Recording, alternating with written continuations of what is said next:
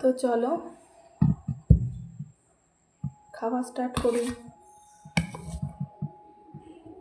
প্রথমে খাবো পটলটা। আমার একটা খুব খারাপ অভ্যাস জানো, নুন ছাড়া আমি এক মুঠো ভাতও খেতে পারি না।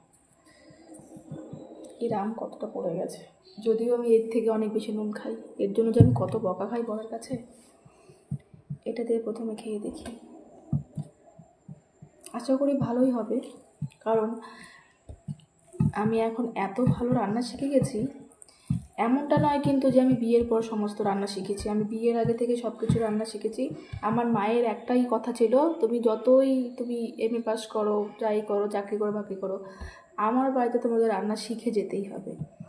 তাই আমাদের বাড়িতে একটা নিয়ম ছিল, আগে বাড়ির সমস্ত কাজ করো, তারপর পড়তে বসো। আমরা কিন্তু এইভাবেই বড় হয়েছে।